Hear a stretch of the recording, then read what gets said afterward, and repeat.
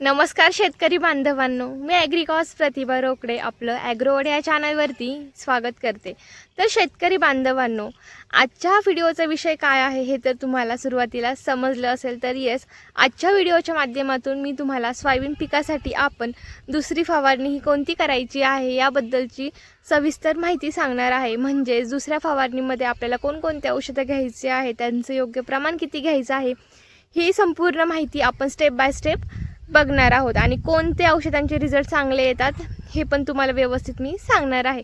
त्यासाठी तुम्ही आपला व्हिडिओ शेवटपर्यंत व्यवस्थित बघा आणि त्याचबरोबर जर तुम्ही अजूनही आपला ॲग्रोवर्ड हा चॅनल जर सबस्क्राईब नसेल केला तर नक्की करून घ्या, की जेणेकरून यापुढचे येणारे जेही नवनवीन व्हिडिओज आहेत हे तुमच्यापर्यंत वेळेत पोहोचतील।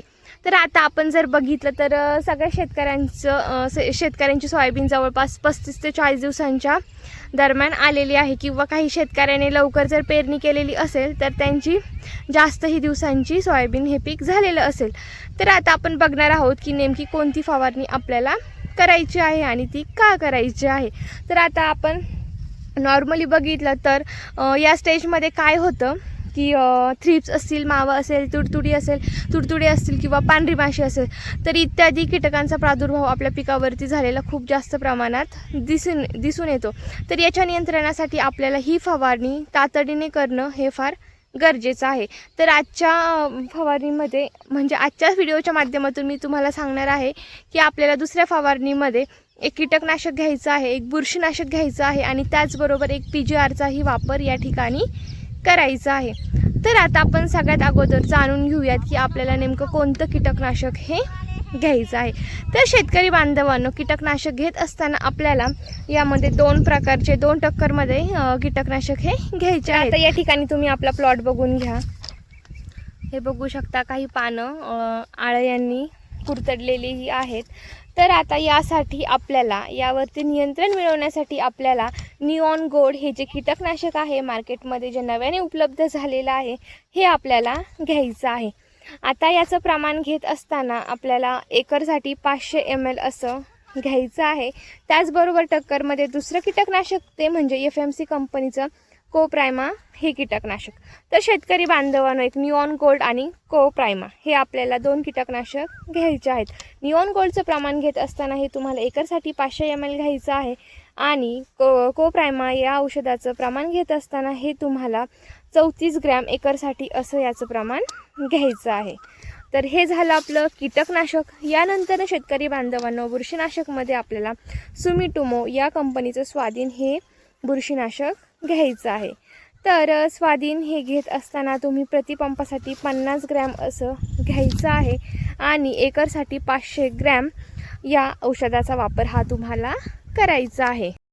तर शेतकरी बांधवांनो, हे जे मी तुम्हाला बुरशीनाशक सांगितलेलं आहे याचे रिझल्ट खूप छान आहेत आणि आपल्याला बुरशीनाशक प्रामुख्याने या फवारणीमध्ये का घ्यायचं आहे याचं मुख्य कारण म्हणजे की ढगाळ वातावरण, त्याचबरोबर अचानक पडणारा पाऊस, तर यामुळे आपल्या पिकावरती बुरशीचा प्रादुर्भाव जास्त प्रमाणात वाढू नये किंवा होऊ नये यासाठी आपल्याला हे बुरशीनाशक घेणं हे फार गरजेचं आहे। आता यामध्ये मी तुम्हाला एक कीटकनाशक आणि एक बुरशीनाशक हे सांगितलेलं आहे। आता यानंतर आपल्याला यामध्ये एक PGRचाही वापर आवश्यक करायचा आहे। PGR म्हणजे प्लांट ग्रोथ रेग्युलेटर। तर यामुळे काय होतं की आता काही शेतकऱ्यांची सोयाबीन ही खूप जास्त प्रमाणात वाढली जाते आणि शेंगा त्याला फारशा काही लागत नाही किंवा फुलकळी जास्त लागत नाही।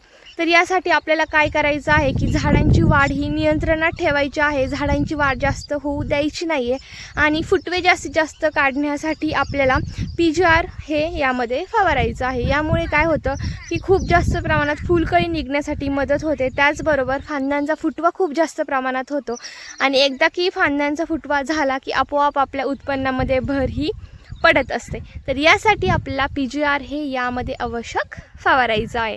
तर आता PGR घेत असताना शेतकरी बांधवांनो, आपल्याला सुमिटोमो या कंपनीचं विद्युत हे PGR घ्यायचं आहे। याचे रिझल्ट खूप छान आहेत, यामुळे खूप छान फुटवे निघण्यासाठी 100% मदत होत असते। तर आता या औषधाचं प्रमाण घेत असताना हे आपल्याला प्रतिपंपासाठी 5 ml असं घ्यायचं आहे आणि एकरसाठी आपल्याला 50 ml या औषधाचा वापर हा करायचं आहे. आता ह्या औषधाची क्वांटिटी जरीही कमी असली ना तर रिझल्ट खूप छान येतात. तर 100% हे PGR तुम्हाला या फवारणीमध्ये ॲड करायचं आहे. तर अशा पद्धतीने तुम्हाला या तिन्ही औषधांचा वापर करून व्यवस्थित फवारणी आपल्या प्लॉटमध्ये करायची आहे. आणि हे वापरत असताना यामध्ये तुम्हाला एक स्टिकरचाही वापर आवश्यक करायचा आहे. आता स्टिकरचा यूज काय आहे म्हणजे उपयोग काय आहे हे मला तुम्हाला वेगळं सांगायची गरज नाही, कारण तुम्ही शेतकरी आहात. तुम्ही रोज प्रॅक्टिकली शेतामध्ये काम करता आणि तुम्ही रिझल्ट बघत असता की कोणत्या फवारणीचे कोणत्या औषधांचे रिझल्ट हे चांगले येतात आणि ते कशामुळे येतात. तर स्टिकर तर तुम्ही नेहमी प्रत्येक फवारणीमध्ये वापरत असाल आणि जरीही वापरत नसाल ना तर शेतकरी बांधवांनो स्टिकर आवश्यक वापरत जा. कारण स्टिकरमुळे काय होतं ना की आपण जे औषध फवारतो ते पूर्णपणे मुळांपर्यंत ट्रान्सफर होण्यासाठी मदत होते. म्हणजेच आता बुरशीनाशक असेल किंवा इतर औषधं असेल ते पूर्णपणे पानांवरती आणि मुळांपर्यंत जाण्यासाठी यामुळे मदत होते. तर यामध्ये स्टिकरचाही वापर आवश्यक तुम्हाला करायचं आहे. आता जे स्टिकर तुम्हाला वेळेला मार्केटमध्ये उपलब्ध होईल आपल्या कृषी सेवा केंद्रामध्ये ते तुम्ही घेऊ शकता. तर अशा पद्धतीने तुम्ही ही फवारणी करा. खूप छान रिझल्ट तुम्हाला लवकरात लवकर मिळून जातील. आणि अशाच नवनवीन माहितीसाठी आपला ॲग्रोवर्ल्ड हा चॅनल नक्की सबस्क्राईब करून घ्या की जेणेकरून या पुढचे येणारे जेही नवनवीन व्हिडिओज आहेत हे तुम्हाला वेळेत बघायला मिळतील. आणि या व्यतिरिक्तही जर तुमचे काही प्रश्न असतील तर ते तुम्ही मला कमेंट बॉक्सद्वारे विचारू शकता.